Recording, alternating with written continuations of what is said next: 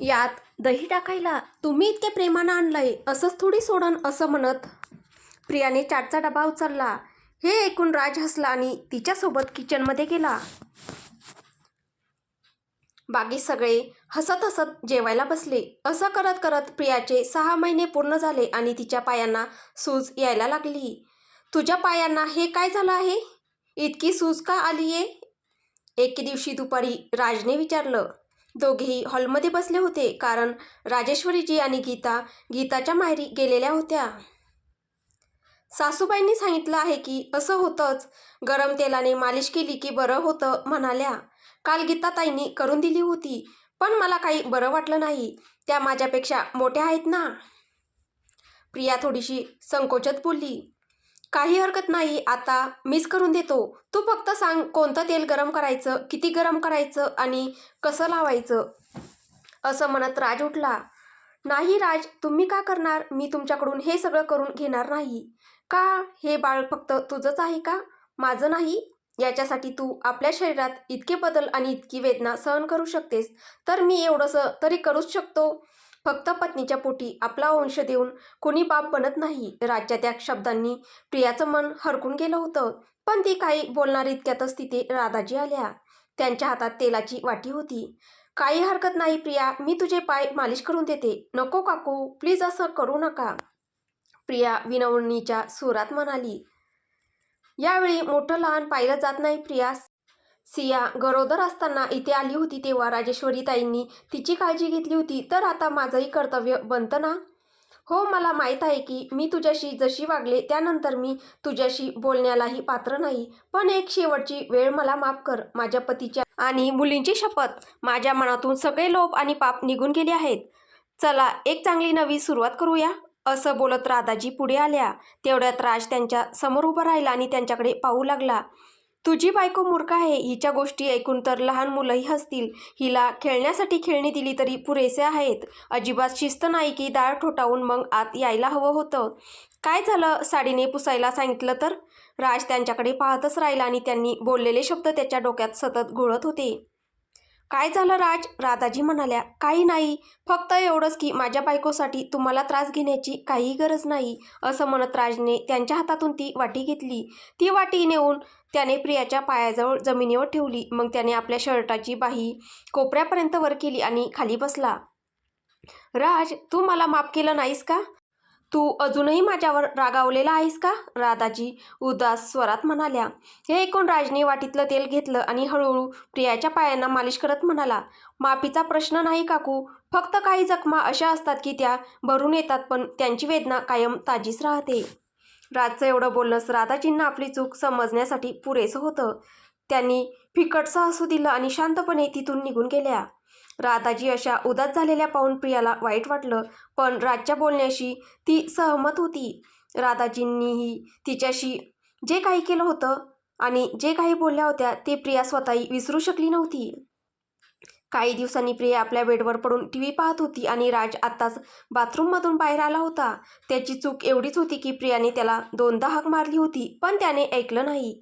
कदाचित त्याच्या डोक्यात कामाच्या काही गोष्टी चालू होत्या.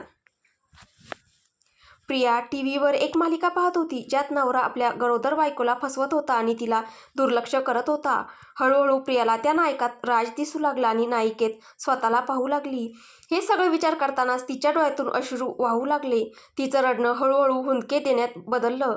शर्टची बटणं लावत असलेला राज हे पाहून दचकला आणि त्वरित तिच्याजवळ आला. काय झालं? का रडतेस? तर मग रडू नको तर काय हसू? प्रिया रडत रडत चिडून म्हणाली. पण हसायचं तरी का? राज गोंधळलेल्या स्वरात म्हणाला. म्हणजे तुम्हाला असं वाटतं की मी सतत रडतच राहावं? मी असं कधी म्हटलं नाही, पण अर्थ तर तोच होता ना, प्रिया तोंड फिरवत म्हणाली. हे ऐकून आता राज प्रियाकडे असं पाहत होता जसं की तो स्वतःचं जुनं रूपच पाहत आहे. आता तो बिचारा रागही करू शकत नव्हता. त्याची बुळी राणी आई होणार होती. प्रत्येक वेळी चिडण्यापासून आणि राग करण्यापासून स्वतःला तो कसा आवरत होता हे त्यालाच माहीत होतं. बरं बरं, नीट सांग तरी काय झालं आहे? राजने प्रेमाने विचारलं. ती मुलगी कोण आहे? कोणती मुलगी? तीच जी तुमच्या आयुष्यात आहे, प्रिया त्याच्याकडे रोखून पाहत म्हणाली. ते कधी झालं? राज आश्चर्याने म्हणाला. तुम्हालाच माहिती तुमचं अफेअर सुरू आहे, प्रिया चिडून म्हणाली.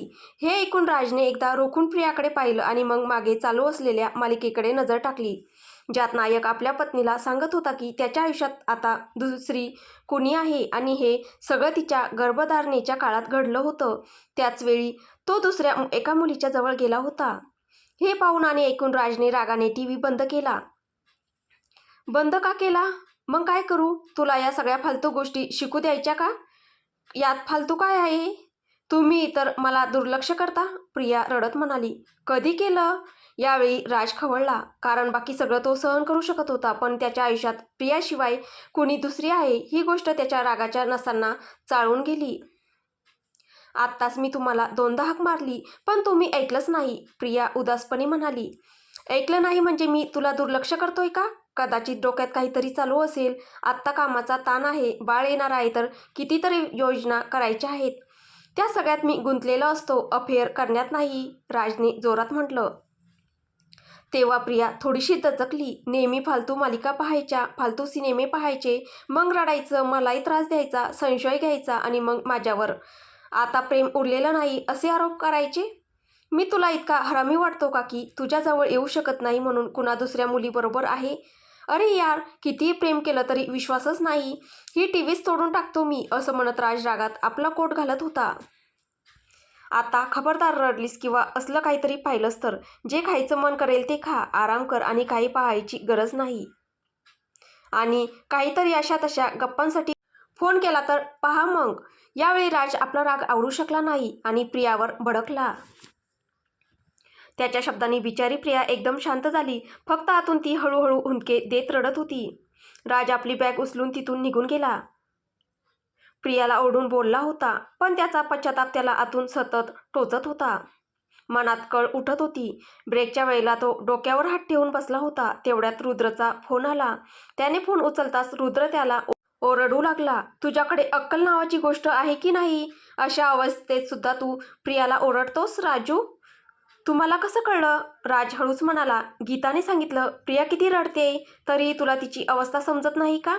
मला सगळं कळतंय दादा, पण ती फालतू मालिका पाहून म्हणते की मी तिला फसवत आहे, तिला दुर्लक्ष करत आहे, कारण माझं कुणासोबत अफेअर चालू आहे. मग तुला काय वाटतं? ही गोष्ट फक्त तुझ्याच बाबतीत घडली आहे? म्हणजे तुमच्याबरोबरही? हो, माझ्याबरोबरही. गीताही तिच्या गरोदरपणात खोलीत मला असेच प्रश्न विचारायची, पण मी तुझ्यासारखा भडकत नव्हतो. मी तिला प्रेमाने समजावून सांगायचो. यात त्यांची काही चूक नसते राज. गरोदरपणाचा काळच असा असतो.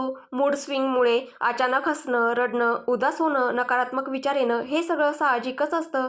पण त्या विचारांना सकारात्मक करण्याचं काम आपल्यालाच करायचं असतं, प्रेम देऊन. तू असं ओरडलास तर ती मनाने अजून कमकुवत होईल आणि जर ती घाबरली तर तिच्या आणि तुझ्या बाळाच्या दोघांच्याही आरोग्यावर त्याचा परिणाम होऊ शकतो. मी आताच तिला फोन करून माफी मागतो. खरंच मी तिच्यावर जरा जास्तच रागावलो. रुद्रचं बोलणं ऐकून राज घाबरून गेला होता. नाही, तो आधी शांत हो आणि माझं लक्षपूर्वक ऐक. परत येताना तिच्यासाठी आवडीचं जेवण, चॉकलेट्स, फूल, टेडी बिअर असं काहीही आणायची गरज नाही. फक्त तिच्या जवळ बस, माफी माग आणि प्रेमाने तिला विश्वास दे की तू तिचा विश्वास कधीच तुटू देणार नाही. समजलं ना? थँक्यू दादा, राज हळूच हसत म्हणाला. थँक्यू नकोत मला तुझी. मग काय हवं? राज प्रेमाने म्हणाला. मी तर संध्याकाळी तुझी एक पप्पी घेणार आहे. फोन ठेवा तुम्ही, राज चिडून म्हणाला आणि फोन ठेवला. दुसऱ्या बाजूला रुद्र हसत होता.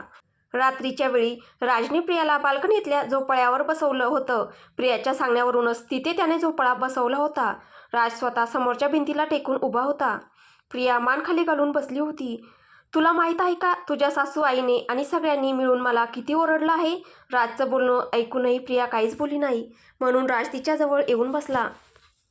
ती अजूनही मान खाली घालून बसली होती. खरंच आहे, सगळेच माझ्यावर नाराज आहेत. तूही नाराज आहेस. सगळेच माझ्यावर रागावलेत. राज हळूच तिचा गाल ओढत म्हणाला. यावेळी राजचं बोलणं ऐकून प्रियाने चेहरा वर केला तर तिचे डोळे भरून आले होते. ते पाहून राजला अजिबात बरं वाटलं नाही. तो काही बोलणार किंवा करणार त्याआधीच प्रियाने पोटावर हात ठेवत म्हटलं, काही दिवसांनी माझं डोहाळे जेवण होईल, मग मी माझ्या माहेरी निघून जाईल. मग माझ्यामुळे तुम्हाला काहीच त्रास होणार नाही राज. ना माझ्या उलटसुलट खाण्याच्या मागण्या असतील, ना असे तसे प्रश्न, ना मी स्वतःच ए पागल, ती असं म्हणताच राजने तिला बाजूने ओढून आपल्या मिठीत घेतलं. प्रिया त्याच्या छातीवर डोकं ठेवून रडू लागली. अशी शिक्षा देणार आहेस का आता मला माझ्या चुकीसाठी? सॉरी प्रिया, सकाळी माझ्याकडून फार मोठी चूक झाली. मी तुला असं ओरडलो. तू माझ्यावर विश्वास ठेवत नाहीस हे मी सहन करू शकलो नाही. पण तू सध्या कोणत्या टप्प्यात आहेस हे मी विसरलो. तू माझ्यासाठी त्रास नाहीस प्रिया. उलट या काळात मी खूप आनंदी आहे. पण त्याचबरोबर तुझं आणि आपल्या बाळाचं भविष्य सर्वोत्तम व्हावं असं मला वाटतं. म्हणूनच मी कामात गुंतलेलो असतो. त्यामुळेच मी उशिरा घरी येतो. त्यामागे दुसरं कोणतंही कारण नाही प्रिया. मी हे अनेकदा रागाच्या भरात बोललो आहे. पण आज शांतपणे, प्रेमाने आणि मनापासून सांगतोय. मी फक्त तुझ्यावरच प्रेम करतो. तुझ्याशिवाय दुसऱ्यासाठी माझ्याकडे ना वेळ आहे ना अशी नजर की जी तुझ्याशिवाय कुणाकडे प्रेमाने पाहीन. म्हणून असा विचार करून स्वतःची तब्येत बिघडवू नकोस की अशा वेळी मी तुला फक्त शारीरिक नात्यासाठी फसवीन. तू माझ्या बाळाची आई होणार आहेस. माझ्यासाठी या जगात तुझ्यापेक्षा सुंदर, तुझ्यापेक्षा गोड आणि तुझ्यापेक्षा मौल्यवान कोणीच नाही. तुझी शपथ. राजचे हे शब्द ऐकून प्रियाने त्याला आणखी घट्ट मिठी मारली. त्यावेळी राज शॉर्ट्स आणि बनियन घालून बसला होता. त्याचा पांढरा बनियन प्रियाच्या अश्रूंनी ओलाचिंब झाला होता. सॉरी राज, मला तुमच्यावर शंका नाही. पण मनात असे तसे विचार येतात की मी आता सगळे विचार मी दूर करीन. तू काळजी करू नकोस. काही प्रश्न पडला तर मला विचारायचं. मी वचन देतो आता रागावणार नाही. हे ऐकून प्रिया हसली. ते पाहून राजने सुटकेचा निश्वास टाकला आणि प्रेमाने तिच्या कपाळावर चुंबन दिलं. पाहता पाहता प्रियाचं डोहाळे जेवणही झालं आणि आता तिचे आई बाबा आणि दादा तिला घेऊन जाणार होते. त्यावेळी सगळेच आनंदीही होते आणि थोडे उदासही. कारण प्रियाशिवाय त्यांचं घर किती सुनं होणार आहे हे त्यांनाच माहीत होतं. प्रिया रुद्रांशला किस देऊन बाय करत होती आणि रुद्रांशनेही तिला गालावर किस केलं.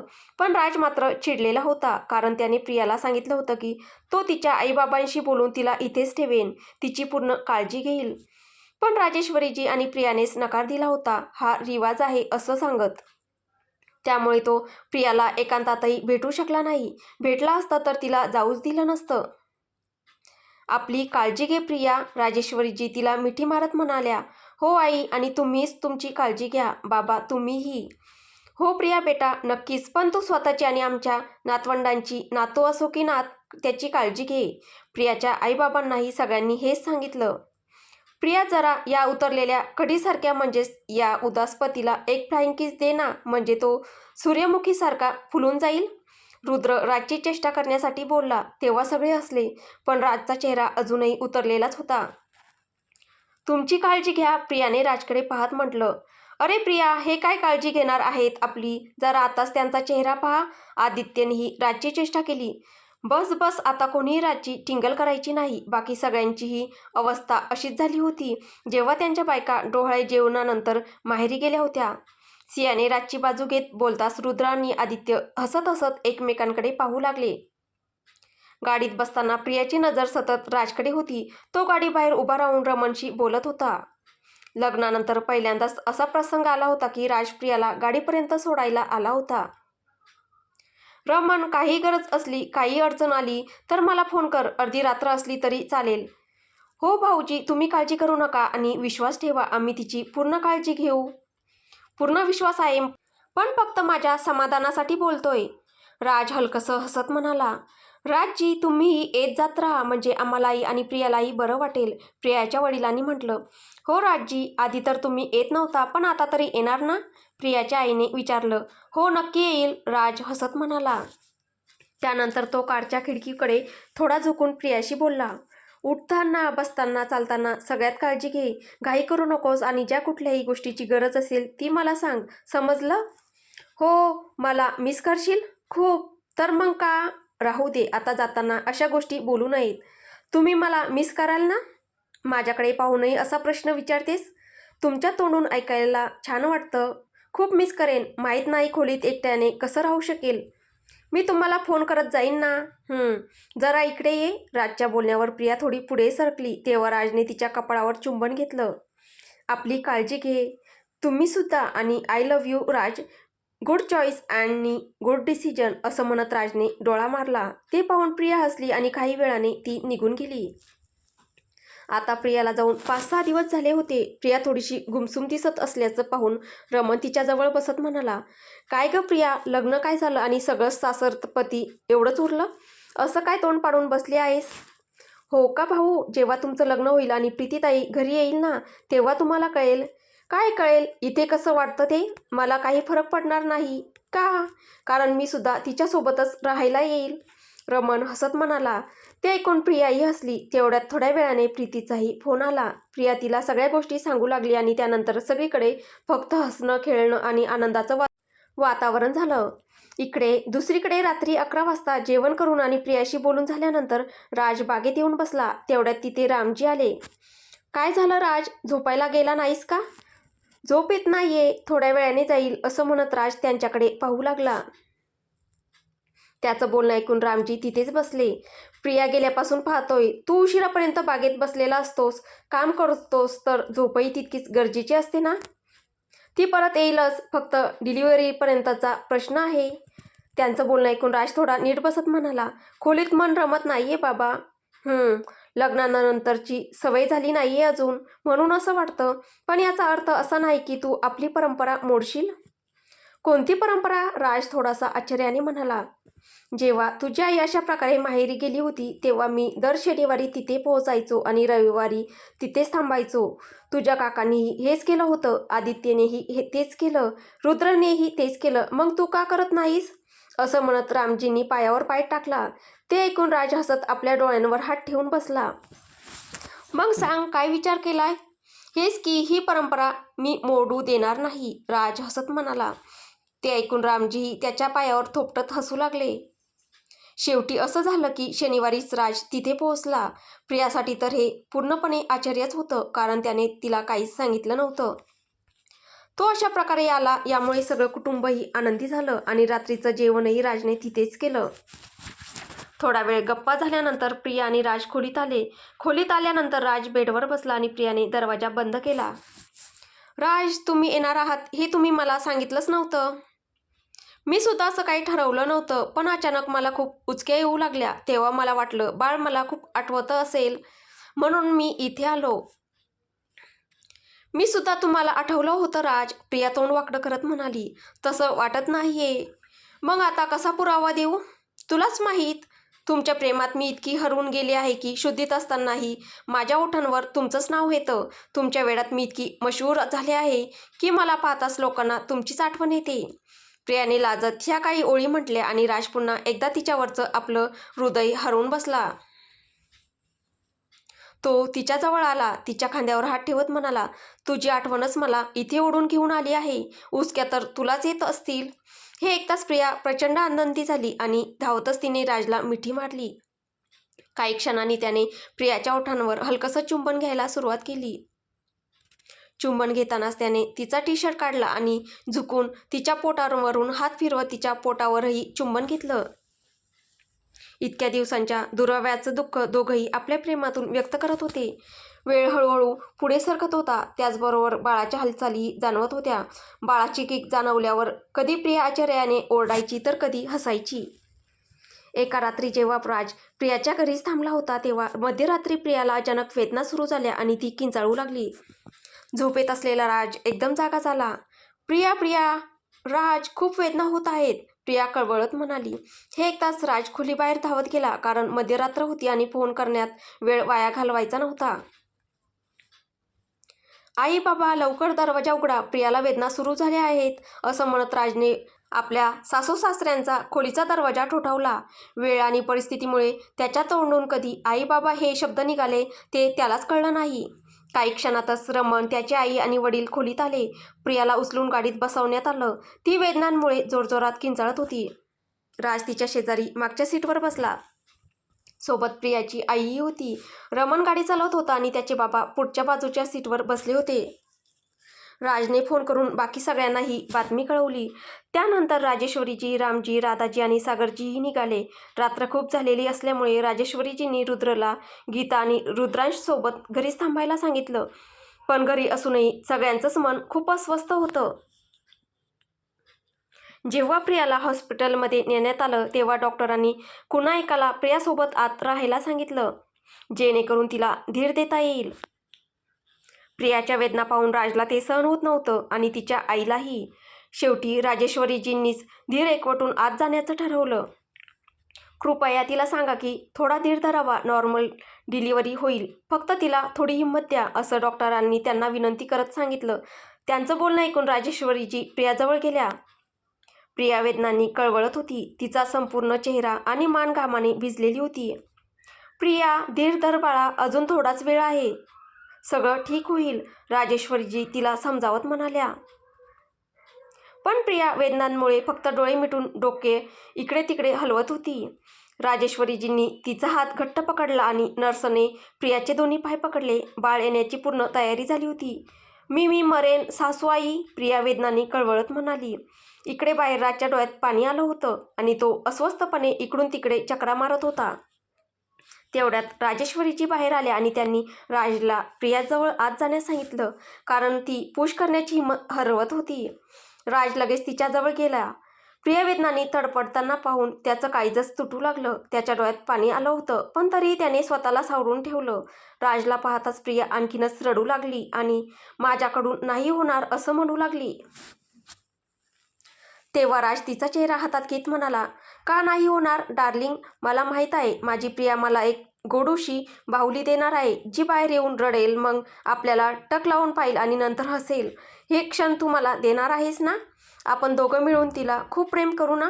मला माझी मुलगी आणि तू दोघीही हव्यात प्रिया.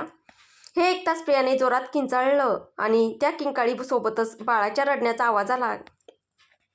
प्रिया शांत झाली आणि राज मात्र जोरात रडू लागला. आज त्याला उमगलं की एक स्त्री बाळाला जन्म देताना जीवन आणि मृत्यूच्या उंबरठ्यावर उभी असते. तो तर फक्त प्रियाला तडफडताना पाहून रडत होता. प्रिया स्वतः त्या वेदना सहन करत होती. सगळ्या प्रक्रिया पूर्ण झाल्यानंतर डॉक्टरांनी बाळ प्रियाच्या छातीवर ठेवत सांगितलं, बेबी गर्ल आहे. हे ऐकून प्रियाच्या डोळ्यात अश्रू आले आणि ती हळूच म्हणाली, तुमची इच्छा पूर्ण केली आहे मी राज. हो प्रिया, यासाठी धन्यवाद. हा शब्द फारच छोटा आहे, असं म्हणत राजने तिच्या कपाळावर चुंबन घेतलं. त्यानंतर जेव्हा प्रियाला टाके घातले जात होते तेव्हाही ती वेदनांनी तडफडत होती आणि ते दृश्य पाहून राजचंही मन अस्वस्थ झालं होतं.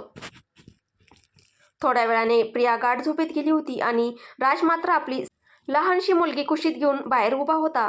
तोच राज जो कधी काळी रुद्रांशला हातात घ्यायलाही घाबरायचा.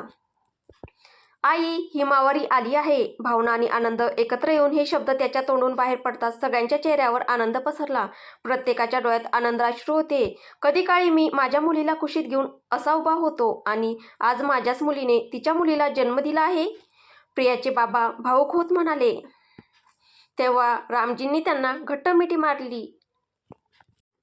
प्रियाची आई तर तिची नजर उतरवताना थकतच नव्हती. जरा मला देखील आमच्या हिमावरीला पाहू द्या, असं म्हणत राजेश्वरीजींनी बाळाला हात लावला. तो हात ओठांजवळ नेऊन प्रेमाने चुंबन घेतलं. सगळ्यांनीच तिच्यावर भरभरून लाड केले. सकाळच्या वेळी रुद्र आणि गीताही रुद्रांशला घेऊन आले. रुद्रला पाहताच राजने त्याला घट्ट मिठी मारली. हा आनंद शब्दात मांडणं खरंच कठीण होतं. थोड्या वेळाने सगळेच कधी प्रियाला भेटत होते तर कधी बाळाला खेळवत होते.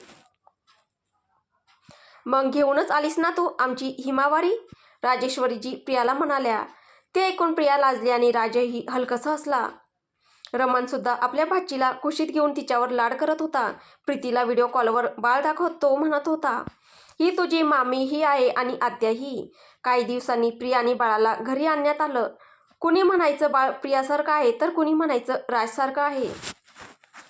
पण या सगळ्यात रुद्रांश बाळाकडे पाहून आनंदाने टाळ्या वाजवत होता आणि ध्रुवही हसत हसत तिला प्रेमाने पाहत होता. गीता बाळाला कसं सांभाळायचं याबद्दल प्रियाला सतत सूचना आणि सल्ले देत होती आणि प्रियाही तिच्या प्रत्येक गोष्टी मनापासून पाळत होती. राजेश्वरीजी आणि प्रिया यांचं नातंच काहीसं वेगळं होतं. राजेश्वरीजी प्रियाची आणि बाळाची खूप मनापासून काळजी घेत होत्या. राधाजी आणि सागरजीही बाळाला आपल्या कुशीत घेऊन फिरवत, खेळवत आणि लाड करत होते. प्रीतीसुद्धा आली होती आणि ती बाळासोबत खूप छान वेळ घालवत होती. राजसोबतचं तिचं नातं आता हळूहळू थोडंफार सुधारत होतं, पण प्रियासोबत तर ती आता मनापासून नातं निभावत होती. एके दिवशी प्रिया बाळाला दूध पाजून झोपली होती. तेव्हा राज बाळाला कुशीत घेऊन बसला होता आणि बाळ टक लावून त्याच्याकडे पाहत होती. काय पाहतेस? पप्पा पप्पा आहे मी तुझा, समजलं का? असं म्हणत राजने तिच्या कपाळावर हलक्या हाताने माया केली. तेवढ्यात बाळानेही एक छोटासा आवाज काढला. ते ऐकून राज आनंदाने म्हणाला, समजलीस ना तू? पप्पाची गोष्ट समजलीस? पप्पाची लाडकी आहेस तू, पप्पाचा जीव आहेस तू, माझं सोनं, माझी चिमुकली, माझ्या काळजाचा तुकडा. राज इतक्या आनंदात बाळाशी बोलत होता की बाळही त्याच्या बोलण्याला प्रतिसाद देत हुंकार भरत होतं. अशाच एका दिवशी बाळाच्या नामकरणाचा दिवस आला आणि तिची रास मिथून निघाली. तसं तर नाव आत्या ठेवते सासूबाई, पण मी एक नाव सुचवू का? प्रियाने असं म्हणताच सगळ्यांनी होकार दिला. प्रिया राजकडे पाहत म्हणाली, आपण आपल्या बाळाचं नाव किंजल ठेवूया. हे ऐकताच राज आश्चर्याने प्रियाकडे पाहू लागला. अंगावर अक्षरशः काटा आला. प्रिया त्याचा आश्चर्यचकित चेहरा पाहून म्हणाली, मुलगी आणि वडील यांच्यातली मैत्री फार खोल आणि खास असते. हे ऐकून राजच्या डोळ्यात चमक आली. क्षणातच किंजलसोबतची त्याची पहिली भेट, मग मैत्री, नंतर घट्ट झालेली मैत्री आणि शेवटी तिचं तुटलेलं, हाल अपेष्टांनी भरलेलं अस्तित्व सगळं एकामागोमाग आठवू लागलं. त्याने घट्ट डोळे मिटून घेतले. तेवढ्यात बाळाने हलकासा आवाज काढला. त्याने डोळे उघडले तर बाळ त्याच्याकडे पाहत हुंकार भरत होती. डोळ्यात साचलेले अश्रू ओघळून गेले आणि तो हसत म्हणाला, काय झालं माझ्या किंजलला? हे ऐकताच सगळ्यांनी एकाच वेळी किंजल असा उच्चार केला आणि टाळ्या वाजवल्या. मग किंजल प्रियासारखी होईल की राजसारखी? गीताने विचारलं.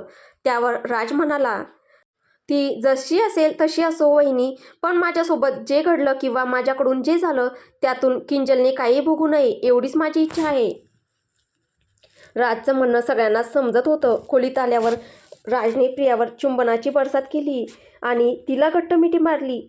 थँक्यू प्रिया, जे मी कधी स्वप्नातही विचार केलं नव्हतास ते तू केलंस. माझ्या मुलीसोबतचं माझं नातं तू अजून खोल केलंस. तुझ्यासारखी पत्नी मला मिळणं हे माझं भाग्य आहे.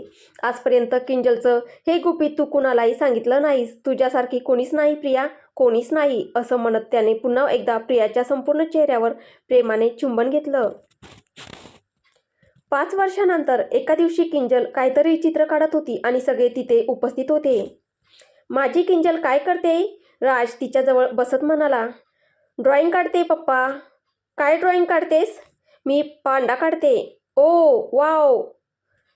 रुद्रांश भैयाला पाहून किंजलने आपलं वाक्य पूर्ण करताच रुद्रांश चाचू असं म्हणत धावतच राजकडे आला आणि किंजल टाळ्या वाजवत त्याला अजून चिडवू लागली.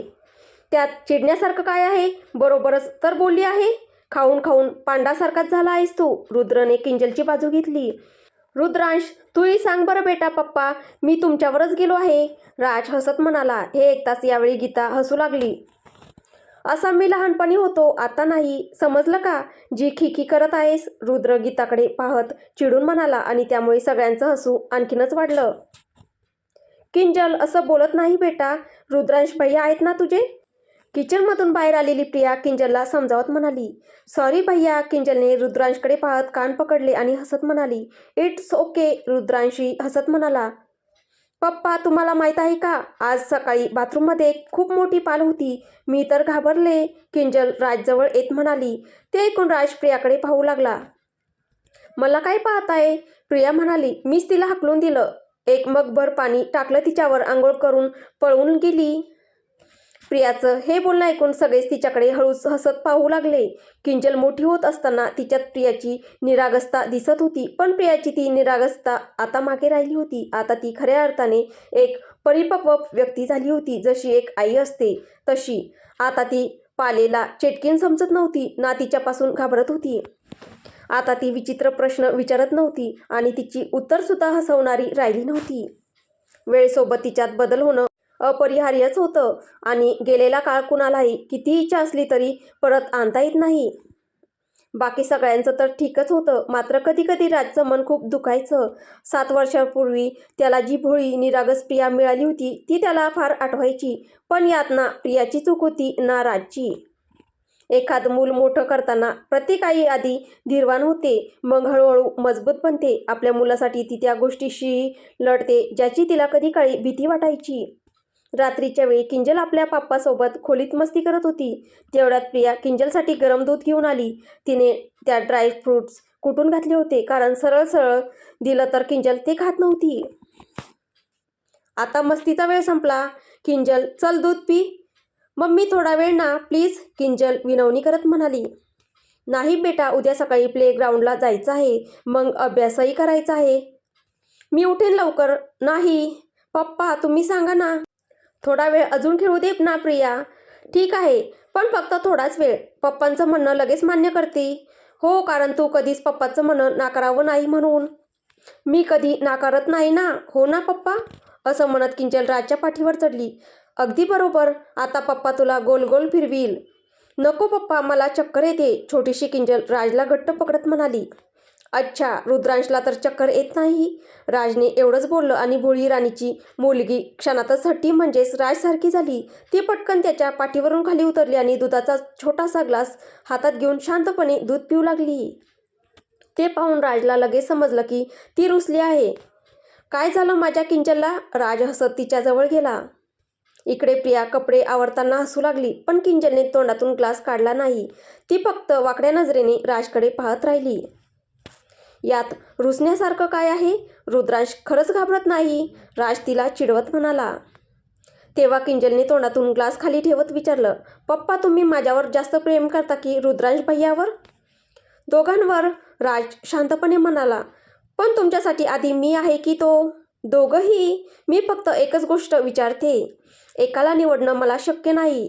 म्हणजे तुम्ही माझ्याशी खोटं बोलताय ना, की तुम्ही माझ्यावर प्रेम करता? मग मी आता तुमच्याशी कट्टी. हे ऐकताच राज हसू लागला. त्याची मुलगी अगदी त्याच्यासारखीच होती, जळण्यात आणि रागावण्यात सुद्धा. बरं, माझ्यावर रागावण्याआधी एकदा तुझ्या मम्मीला विचार, ती माझ्यावर जास्त प्रेम करते की तुझ्यावर? हो मम्मी, सांग बरं, तू कोणावर जास्त प्रेम करते? किंजल बेडवर उभी राहून म्हणाली.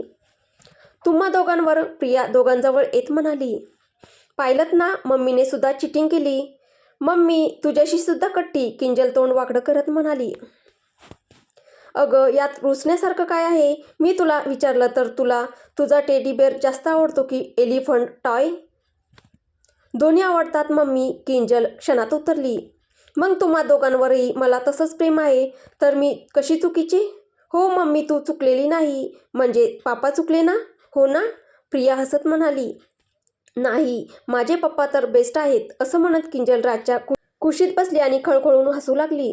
त्यानंतर राज आणि किंजल दोघेही प्रियाला येऊन बिलगले.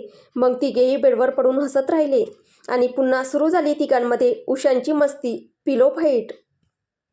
किंजल थकून झोपल्यावर राज प्रियाला घेऊन बाल्कनीत आला आणि म्हणाला, कुठे हरवली आहेस? म्हणजे माझी प्रिया हरवली आहे. मी तर इथेच आहे. दिसत तर नाही आहेस. तुमच्या समोरच आहे ना मी. कुठे समोर? राज, तुम्ही मजाक करताय ना? काय तुम्ही? असं म्हणत प्रिया फिरली. तेव्हा राज तिला मागून आपल्या मिठीत घेऊन म्हणाला, जर माझी पहिली वाली प्रिया असती तर असं उत्तर दिलं नसतं. तिचं उत्तर काहीतरी वेगळं असतं. मी फक्त माझ्या त्या प्रियाला मिस करतोय. मी तशीच आहे राज, तुम्हाला माहिती नाही का? असं का बोलताय? प्रिया म्हणाली. चल राहू दे, वेळ पुन्हा येत नाही हे मला माहीत आहे, पण तू जशी आहेस माझी आहेस, असं म्हणत राजने तिला स्वतःकडे वळवले. अहो बघा ना, प्रीतीताई आणि रमणदादाचा साखरपुडा होऊन 1 वर्ष झालं. आता सगळे त्यांच्या लग्नाची तयारी. हो, त्यांच्या लग्नाची तयारी होईल.